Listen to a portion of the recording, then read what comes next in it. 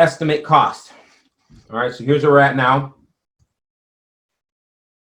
And we use this process to end up determining what the budget is going to be, or really the cost baseline. It's used in a process called determine a budget, and that's where we get the cost baseline. And I'm sorry, if you look at the bottom here, notice that all of these have similar output structures. Estimate, basis of estimates, and we get document updates. Same thing when we estimate costs. We saw this at estimate activity durations. When we get to estimate activity resources, it'll be the same thing. We'll come up with these estimates. We'll use some sort of estimating techniques, analogous, parametric, etc. And we'll need some basis. So let's take a look. We see the same ones that we saw when we estimated the schedule. Same ones.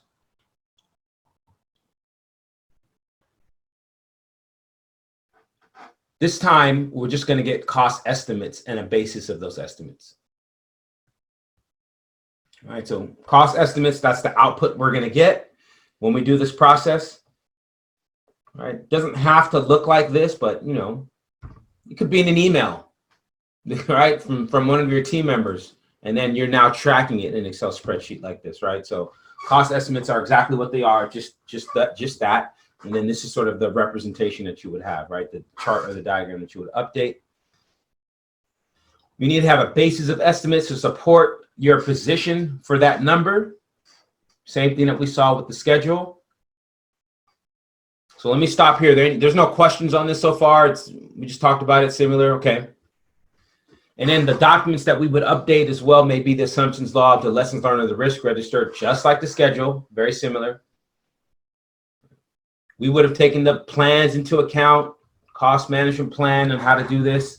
A quality management plan, we'll see that in the next knowledge area, right? In the quality management plan, we got to test and inspect, even destructive testing loss, that costs money. So we take that into account too when we're thinking about how we're estimating, right? We're not planning costs right now, we're estimating, and we'll take the quality management plan that'll determine what type of destructive testing we need, and we'll take that into account for our costs as well, okay?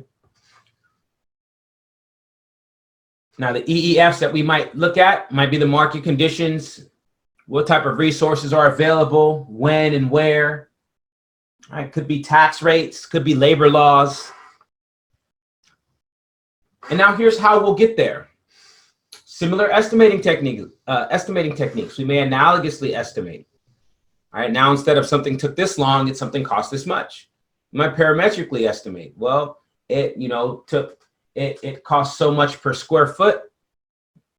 So if it costs $400 a square foot to build in San Francisco, then 100,000 square feet, and you got your number.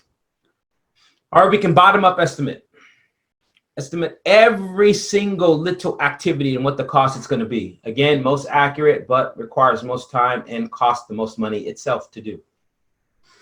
And then let's look at now 3-point estimating. And now we're going to look at the second type, which is beta. All right, so we saw the optimistic, most likely pessimistic divided by 3, and that's triangular.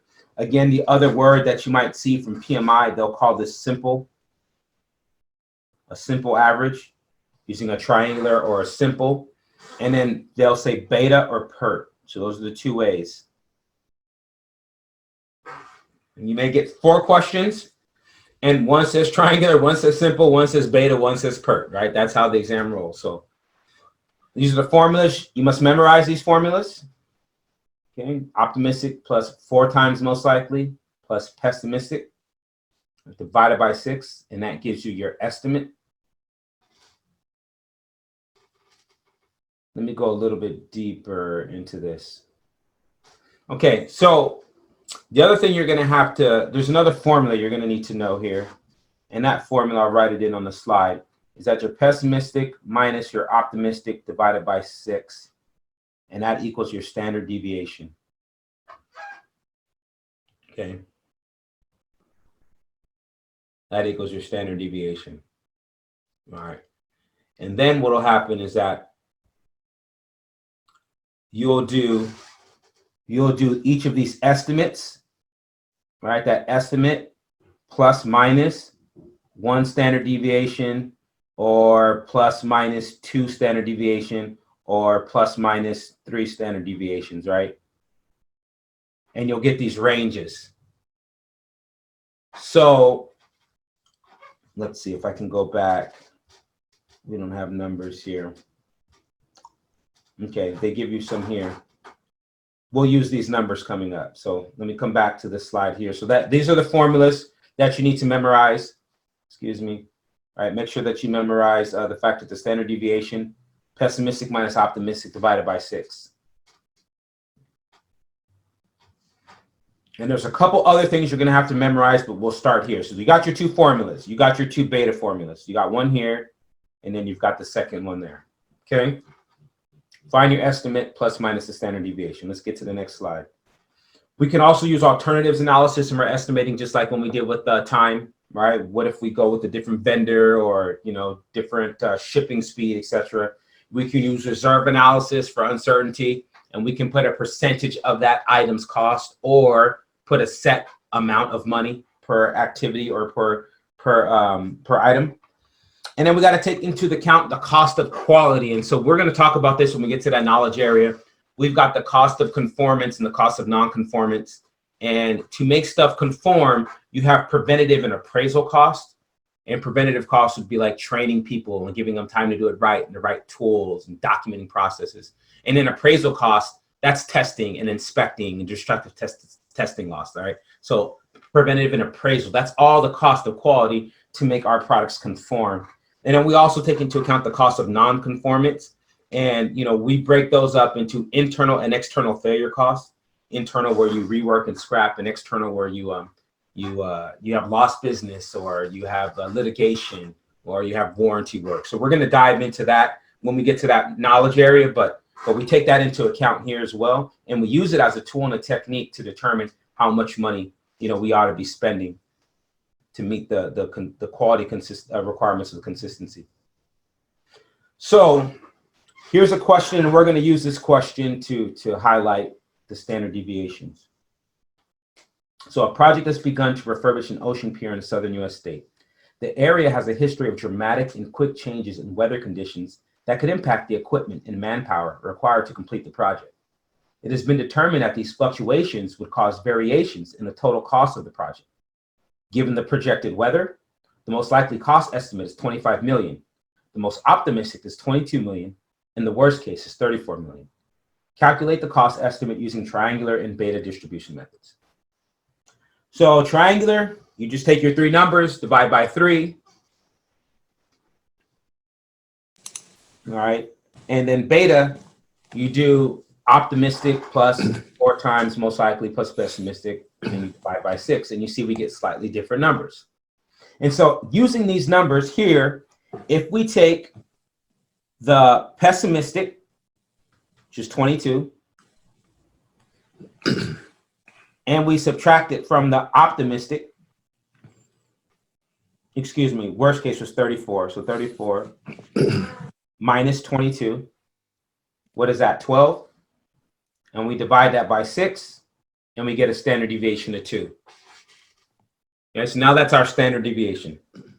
So we have a cost estimate of $26 million, and we have a standard deviation of 2. Okay, so now the way you see these questions on the exam is where PMI will ask you for a confidence interval. And so they'll ask you for what they call a 68. And you might want to write this down because you're going to have to memorize this for the exam too. A 68.26, a 95.46, and a 99.73. Okay. So 68.26 equals 1 standard deviation. 95.46 equals 2 standard deviations. And 99.73 equals 3 standard deviations. All right, so got a lot of stuff on the screen, but hopefully we could see that so far. All right, we see pessimistic minus optimistic divided by 6, and it gives us a standard deviation. And then we know confidence intervals for 1, 2, 3 standard deviations. So here's what we do is we take this 26, and if we do 26 plus minus a standard deviation, then that range is going to be 24 to 28 million. So I would have a 68.26 level of confidence that the costs are going to be between 24 and 28 million. I would have a 95.46 level of confidence that my costs will be between 22 and 30 million, right? I'm going to take 2 standard deviations on each side. That'd be 4 plus 4 minus 4. And I will have a 99.73 level of confidence that my costs will be anywhere from 20 and 32 million. And so normally you take one side or the other, either the high or the lows, meaning I have a 68, 95, and 99% of level of confidence that we're going to be somewhere between 28, 30 or 32 million dollars, right? Or on the low side, right? So that's what you would see from the exam. And the exam will give you the data set. They'll give you a question like this, but instead of they'll give you the data set, and then the question will say, which of the following ranges represents a 95.46 level of confidence? And you'll have an A, B, C, and D, right? And it'll have the 4 ranges. And you'll have to know that 95.46 is 2 standard deviations. You'll have to remember that a standard deviation is pessimistic minus optimistic divided by 6. And then you'll have to remember that optimistic plus 4 times most likely plus pessimistic divided by 6 is how you find the estimated cost. And then you'll have to plus minus by the number of standard deviations and come up with that number. So that's how you're going to have to do these questions. Any questions on that? Pretty straightforward? Okay. So I just want to relate this back to the schedule real quick. So now, instead of cost estimates, these can be duration estimates. And then we can do the same thing. We can have a 1, 2, 3 standard deviation or 68, 95, and 99% level of confidence in those estimates. And you would have, so we'll have a final number. And we talked about scheduled data. Scheduled data would have all of this about an activity. It would say the estimated activity is 26, that the optimistic is 22, the pessimistic is 34, the most likely is 25, the standard deviation is 2, right? It would have all of these numbers.